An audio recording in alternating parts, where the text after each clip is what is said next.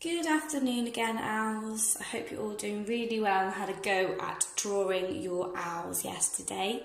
In maths this week, we're learning how to tell the time. So I thought this would be a great chance for us to create our very own clock to help us learn. Now, the first thing I want you to think about is, where have you seen a clock before? Have a think. Think about it at school, think about it at home. And I know for sure you're going to know that there's one in my classroom, because I check it all the time, don't I, to make sure that we're in time for lunch. So we've got one in the classroom. You might find it on the smart board in the classroom as well. Your mum and dad might have the time shown on their phones, or sometimes ovens and microwaves show times as well. And it's really important that we know how to tell the time, because it's when we do different important things during the day. So you might need to know what time you have to go to bed. You may need to know what time you have to have lunch or breakfast. You definitely need to know what time you have to get to school. So it's important that we can tell the time ourselves for all these different things. Now, when we're making our clock, I'm going to go through and explain to us how we do it step by step. And this is something that we're going to use throughout the lessons to make sure that we understand time. So the first thing you're going to need is a round object. So I've used a dinner plate here. You've just got to make sure it's round and that it fits into your piece of paper, okay? Then you need to get a pencil or a pen and go around your plate like this with your pen. So you're getting the nice big round circle. It doesn't matter if you wobble a little bit, as long as it's the same shape, because you see I've put a little gap here, and that was an accident, but it still looks like a circle. And that is the face of our clock.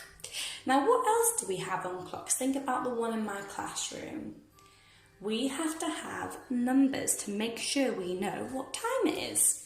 So right at the top, do you remember what number we have at the top? We have a 12. 1 and a 2.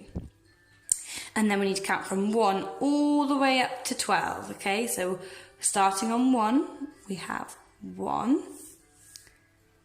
2, and the 3 needs to be around this bit. 3, 4, what comes after 4? 5, and the 6 should be down the same line as the 12. 6, 7, 8, 9, 10, 11, 12. There we go, we've got all our numbers on our clock face. Excellent, okay? And then right in the middle, we need to put a dot to show where our hands are. So, on our clock, we have hands. And these hands tell us the hours and the minutes of the time. And we're just going to focus on one hand today, just so that we get the hang of it. Okay? So, what we need to do now is think about what we could use for our different hands. They're like arrows, and I don't have hands around the house to help me, so I've had to go for a little bit of exploring to see what I could use. And I've got some different options here. So I went outside. You could go outside into your garden, or when you go on your walk you could collect them, but I got some different sized sticks because the hands are different sizes. So we need a big one and a little one. You could also, if you ask your parents, go into your food cupboard and see if you've got any spaghetti. Because I found that if you snap the spaghetti, you can make a big one and you can make a smaller one. So you have a big hand and a little hand. I think today I'm going to use the sticks because they roll less when I put them on the paper. So we need to make sure that they're the right size. So it needs to be, the big one needs to be the size. I'm going to snap that. So it's the right size for our clock. And then I've got a smaller one here. Excellent. So you need to make sure that they're the right sizes. So today, as I said, we're only going to be focusing on our small hand. and this is our small hand. Now the small hand tells us what hour it is, okay? So let's give this a go. If I were to put my small hand facing here, what hour do you think it is? 3. It's 3 o'clock. If I were to put it here, what hour do you think that is? 9 o'clock. Now here's a little bit something different. If I were to put my little hand between 1 and 2, what hour do you think it is? So some of you might have either said 1 or 2. And the ones that said 1, you're correct. Because it's between 1 and 2, you cannot say that it's 2 o'clock until the little hand reaches all the way to the 2. So then is when you say it's 2 o'clock. When it's between the 1 and the 2, it's still in 1 hour. Okay? So it's only when the little hand reaches all the way to the 2 that you can say it's 2 o'clock. Now you've heard me say quite a few times, o'clock, and you might be thinking, what does Miss Murgatroyd mean by o'clock? And this is when maybe I'm going to add in my bigger hand. So when your bigger hand is on, so we know the hour is 3. If this is telling the hours, a smaller one, what do we think the bigger one's telling us? It's telling us the minutes, okay? So, how many minutes have we gone past?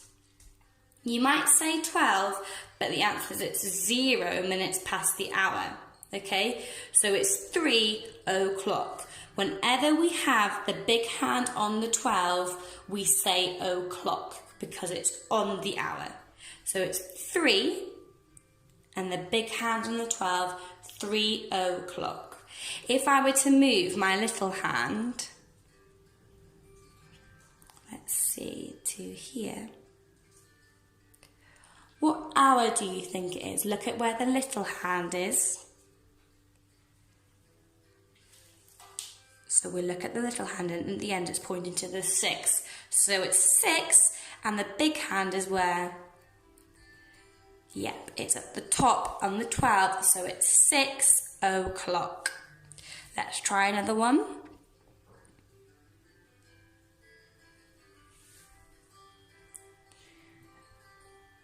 So the little hand is pointing at the 10, and the big hand is at the top. So the hour is 10, and because our big hand's at the top at the 12, and no minutes have gone past the hour, it is exactly 10 o'clock.